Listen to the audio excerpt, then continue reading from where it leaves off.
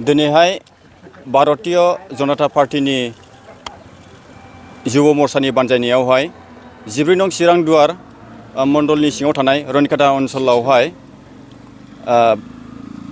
जे युवा मोर्चानि आरो जोंनि दोलोनि सावरायनो गोनां जे खोथाफोर दङमोन बेखौ दिनै गाहामै सावरायखांबाय आरो सावरायखांनायनि उनावहाय माखासे जयनिं हाबाफारि लानाय जादों आरो बे जयनिं हाबाफारियावहाय गासै 300निबो बारा सुबुंफ्रा गुबुन गुबुन दोलोनिफ्राय हाबफैनाय जाहैबाय आरो जोंनि बे साफ्रोमबो जयनिं जाग्राफ्रा गोसोआव गोजोननाय मोनदों जे जोंनि भारतीय जनता पार्टीया जे अन्तिम एबा एकदम हावरिया सुबुंफोरनि थाखाय गोथौ सिन्था खालामो बेखौ दिनै बुजिनानै गाहाम मोनदों बेखौ जोंनो फोरमायलांदों बेनोसै।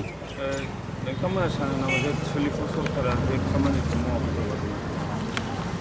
दानि सोलिफुबाय थानाय सरकारनि खामानि मावनाय आरो मावैनि सायावहाय जोङो बेखौहाय जेबो सावरायनाय जायाखै। बेवहाय सोरनिबा खहा आरो सोरखौबा सोमखारिनो थाखायहाय जों बेवहाय जुथुमनाय जायाखै। जोंनि दोलोनि माखासे बिसेस सावरायनो गोनां बाथ्राफोर दंमोन बेखौ सावरायनो थाखायहाय दिनैहाय जुथुमनाय जादों आरो बिथांमोननि मावनो लानाय जे आसनिफोर जोंहा बेवहाय जेबो हेंथा गैया। जोङो बिथांमोनखौ बरायदों गाहामै खामानि मावलांनो थाखायहाय आरो गाहामै खामानि मावलाङोब्ला जोंबो बिथांमोनखौहाय सापर्ट खालामगोन जों बेखौनो बिथांमोननिसिम फोरमायथिनाय जायो। फैबाय थानाय समावहाय जों बेबायदि आसा खालामनो हायो जे दानि सोलिफुबाय थानाय सरकारनि समावनो गोबां मानसिफ्रा बिथांमोनखौ नागारनानैहाय जोंनि दोलोआव हाबफैदों। दा बेखौ नायोब्ला जोंनि 14 चिरांदुवारावहाय फैबाय थानाय बै समसिमावहाय बिसिनावहाय एकदम लाथिख' जाहैगोन जों बेखौहाय नुहुरनो मोनदों। दा दिनैनि बे जयनिं हाबाफारियाव जोंहा स्टेटनि युवा मोर्चानि प्रेसिडेन्ट आसामनिया फैदों बे जयनिंखौ लाहोनो थाखाय। मानगोनां जोंना सिदांसु अंकुर बरुवा। दा बे जयनिं प्रग्रामखौ बेनो लाफैदों। दा जोंहा स्टेटनिफ्राय मानसि फैलायलायनानै जोंनि बे जयनिंखौ बिराद मोजां मोनलांदों। दिनै 300निबो बारा बाहाय गुबुन गुबुन पार्टिफोरनिफ्राय UPPLनिफ्राय BPF आरो गुबुन गुबुन पार्टिनिफ्राय बाहाय जयनिं जाफैदों। बिराद मोजां मोनदों जों जिहेतु जोङो BJP पार्टिखौ चिरांदुवाराव देरहाहोनांगौ होननानै खामानि मावगासिनो दङ। बेखौ मोजां मोननानैनो पाब्लिकआबो दिनैहाय आसा खालामनानै खामानि मावगोन होननानै जोंनाव जयेन जाफैदों। आरो लोगोसे इयुनावबो जोंहा जयनिं लानांगौ बहुद दङ जों लालांबाय थागोन।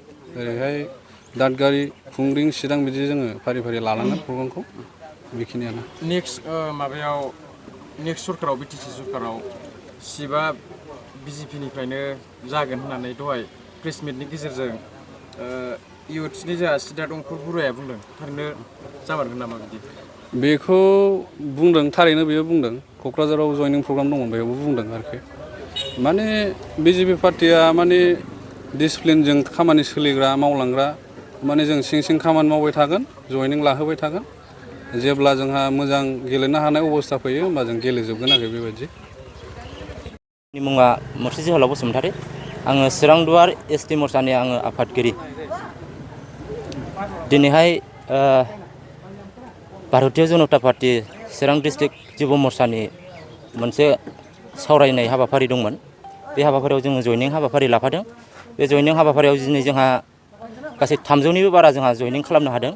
बिथांमोना भारतीय जनता पार्टीनि माखासे मावनाय बे आदर्शखौ मोजां मोननानै बिथांमोना दिनै भारतीय जनता पार्टीयाव जयनिं जाफैदों। फैबाय थानाय समावबो आरो जयनिं जाबावगोन जों बेखौ मिजिंथिदों। बबेनिफ्राय बेसेबां फैदों? दिनैहाय जोङो फ्राय जोंनाव गासै एरिया नायनानै जों जयनिंखौ खालामदों। माने आस्राबारि